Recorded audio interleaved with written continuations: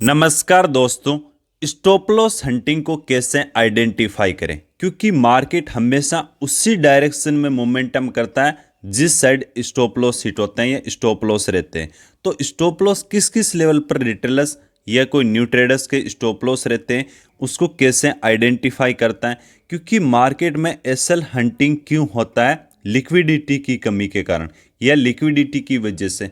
Market upside और downside ये market उसी डायरेक्शन में मोमेंटम करेगा जहां पर लिक्विडिटी ज़्यादा होगी। मतलब मार्केट स्टॉप लॉस जिस तरफ ज़्यादा होंगे मार्केट उसी साइड ज़्यादा मोमेंटम करता है। तो हम बात करेंगे इस वीडियो में कि स्टॉप लॉस को कैसे आइडेंटिफाई कर सकते हो, कौन कौन से वो लेवल्स है जहां पर स्टॉप लॉस हंटिंग ज़्यादा होता है या स्टॉप लॉस ज़्यादा मिलते हैं। तो इसके बारे में हम डिस्कस कर लेते हैं। सबसे फर्स्ट आपका जो लेवल होता है वो लेवल होता है सपोर्ट एंड रेजिस्टेंस लेवल। कैसे? मान लो ये आपका कोई रेजिस्टेंस लेवल है जहां पर रेजिस्टेंस का मतलब क्या है कि सेलर्स एक्टिव होते हैं। तो यहां पर अगर कोई इन्वर्टेड हैमर हो सकता है, कोई बेरिश कैंडल हो सकती है, तो वहां पर लोग क्या करेंगे? सेल करेंगे। उनका स्टॉप लॉस कहां पर रहेगा? इस लेवल के जस्ट ऊपर। मतलब रेजिस्टेंस लेवल के पास में मार्केट में स्टॉप लॉस अवेलेबल होते हैं। सेम अगर कोई सपोर्ट लेवल है, वहां पर कोई ग्रीन कैंडल बना है, तो यहां पर क्या एक्टिव होंगे? बायर्स एक्टिव होंगे।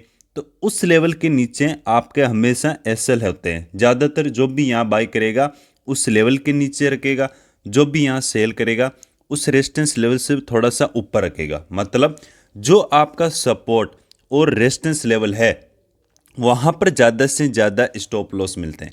और सबसे जो भी लेवल्स मैं आपको बताऊंगा, सबसे ज़्यादा जो स्टॉप लॉस मिलते हैं वो सपोर्ट और रेजिस्टेंस लेवल के पास में ही मिलते हैं, जहाँ पर आप ज़्यादातर ट्रैप हो सकते हो। ये तो हो गया सिंपल।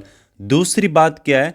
जो भी आप मान लो ये आपका रेजिस्टेंस लेवल है, इस पे ब्रेकआउट पे आपने कैंडल क्लोज की, यहाँ पर आप बाई करने की कोशिश करते हो, तो इस कंडीशन में स्टॉप लॉस कहाँ पर मिलेंगे? इस कैंडल स्टिक के नीचे हो सकता है। ये जो आपका रेजिस्टेंस लेवल है जिसको ब्रेकआउट किया है, तो उसके नीचे यहाँ पर स्टॉप लॉस मिलेगा।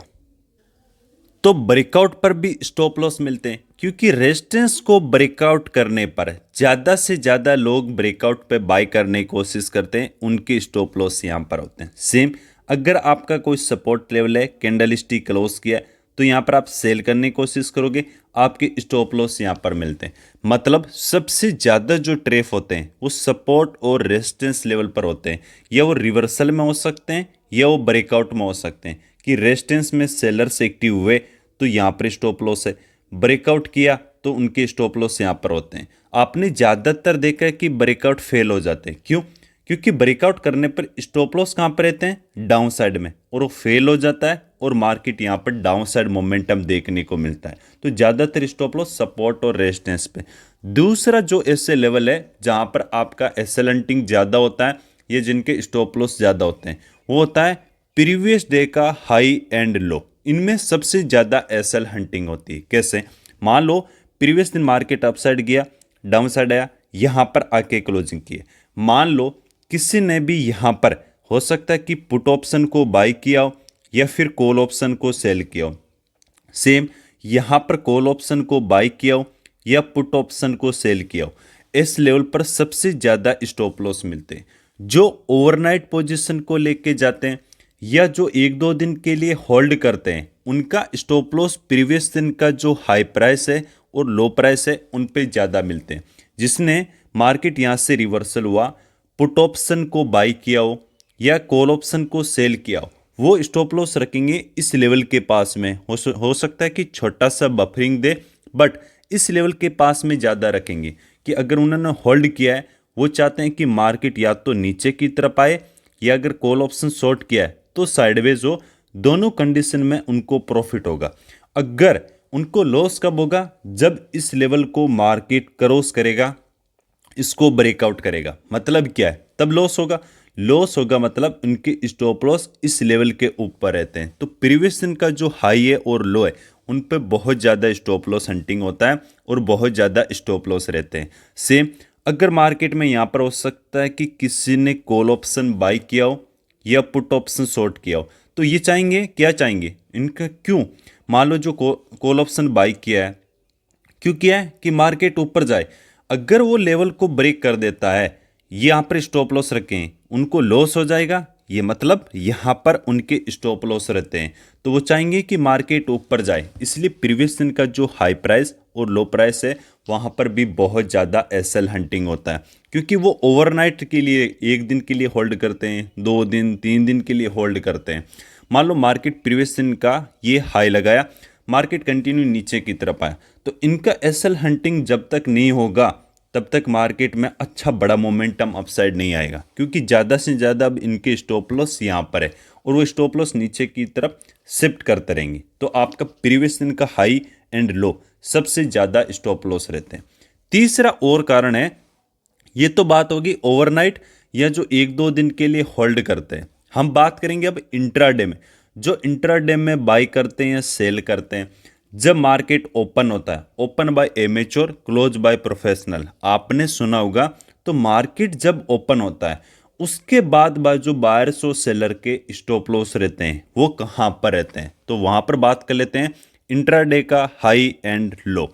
मतलब मार्केट ओपन हुआ, ओपन होने के बाद एक हाई लगाया, डाउन साइड आया, फिर एक लो लगाया, तो मार्केट में अब स्टॉप लॉस कहाँ पर होंगी। अगर मान लो आज के दिन जब मार्केट इंट्राडे में ओपन हुआ, एक हाई लगाया, एक लो लगाया, जिनका मार्केट में ये व्यू है कि मार्केट आज डाउन साइड रहने वाला है, तो इसका मतलब किसी ने यहाँ पर क्या हो गया, पुट ऑप्शन को बाई किया होगा या फिर कॉल ऑप्शन को मार्केट में सेल किया होगा, क्योंकि उनका व्यू है कि मार्केट नीचे की तरफ रहेगा, डायरेक्शन डाउन साइड में, मार्केट नीचे जाने वाला है, तो यहाँ पर ये पुट ऑप्शन बाई या कॉल ऑप्शन सेल करेंगे। तो इनके स्टॉप लॉस यहाँ पर रहेंगे, क्योंकि मार्केट एक स्विंग लगे, ज़्यादा से ज़्यादा स्टॉप लॉस हमेशा स्विंग पर मिलते हैं, चाहे प्रीवियस दिन का हाई एंड लो, चाहे इंट्राडे का हाई एंड लो, चाहे सपोर्ट और रेजिस्टेंस हो। जब मार्केट एक स्विंग लगा देता है, ये स्विंग बन गया, जब अपसाइड गया ये स्विंग बन गया, तो उन स्विंग के पास में स्टॉप लॉस ज़्यादा होते हैं। तो इंट्राडे में क्या हो गया, जो चाहेंगे कि मार्केट डाउन साइड हो, इनके स्टॉप लॉस यहाँ पर रहते हैं। अब हम यहाँ मान लेते हैं ऊपर, यहाँ पर ऊपर आया, यहाँ पर प्राइस चल रहा है, जो ये मानते हैं कि मार्केट आज ऊपर की तरफ जाएगा डायरेक्शन अपसाइड में, वो क्या तो यहाँ पर क्या करेंगे, कॉल ऑप्शन को बाय करेंगे, ये जो पुट ऑप्शन है उसको सेल करेंगे, तो उनके स्टॉप लॉस कहाँ पर होंगे, यहाँ पर। अब मार्केट क्या करता है, अगर इसको अपसाइड जाना है तो इनके स्टॉप लॉस हंट करेगा, यहाँ पर लिक्विडिटी मिलेगी और मार्केट अपसाइड में जाएगा। अगर इनके स्टॉप लॉस हिट करता है तो मार्केट यहाँ पर नीचे की तरफ आएगा। वो बात करता है कि लिक्विडिटी कहाँ पर ज़्यादा है, ट्रेंड क्या है, मार्केट में साइकोलॉजी क्या है, रिटेलर्स कहाँ पर ज़्यादा पोजीशन बना रहे हैं, उसको हम नेक्स्ट पार्ट में भी सीखने की कोशिश करेंगे। बट जो तीसरा आपका रीज़न है जहाँ पर ज़्यादा एसएल हंटिंग होता है, वो होता है इंट्राडे का high and low price. Fourth ऐसा कौन सा लेवल है जहाँ पर एसएल हंटिंग होता है, वो हम जो बात करेंगे वो है साइकोलॉजी नंबर बोल सकते हैं, या फिर हम बोल सकते हैं कि राउंड नंबर। जैसे वो 500 वाला हो सकता है या 1000 वाला भी हो सकता है। जैसे हम बोलेंगे 22,500 या फिर 23,000, ये जो लेवल्स होते हैं वहाँ पर ज़्यादा से ज़्यादा स्टॉप लॉस रहते हैं, क्योंकि मार्केट मान लो अब देखेंगे कि 23,000 का सपोर्ट लेके अपसाइड में गया, तो ये बहुत सारों का साइकोलॉजी होता है कि मार्केट यहाँ पे सपोर्ट लिया है, मतलब अब मार्केट अपसाइड पकड़ेगा या ट्रेंड चेंज हो गया है। मार्केट तो एग्जैक्ट आप देखोगे 23,000 का सपोर्ट लेके अपसाइड गया, तो यहाँ पर बहुत ज़्यादा स्टॉप लॉस रहते हैं। मार्केट इनका स्टॉप लॉस हिट करता है ना, तो बहुत ज़्यादा अच्छी खासी सेलिंग देखने को मिलती है। तो 500 और 1000 का जो लेवल है, जिनको हम साइकोलॉजी नंबर भी बोलते हैं, उनके पास में भी मार्केट में जो एसएल हंटिंग होता है। देखो ये जो मैंने आपको 4 लेवल्स बताए हैं, वहाँ पर आपको मैंने एसएल हिट होता है या मार्केट में एसएल अवेलेबल रहता है। क्यों? क्योंकि जो भी एक बात ध्यान रखना, ओबीएस लेवल है, ओबीएस लेवल कौन कौन से होते हैं, जैसे सपोर्ट एंड रेजिस्टेंस होता है, जो प्रीवियस दिन का हाई है वो लो होता है, इंट्राडे का हाई एंड लो होता है, या इंट्राडे का हाई और लो की जगह जो प्रीवियस स्विंग है हाई एंड लो, जैसे मार्केट अपसाइड में ऐसे जा रहा है तो प्रीवियस स्विंग हाई हो गया और प्रीवियस स्विंग लो ये हो गया, तो वहाँ पर भी बहुत ज़्यादा एसएल हंटिंग होती है, जिसको हम इंट्राडे हाई लो भी बोल सकते हैं।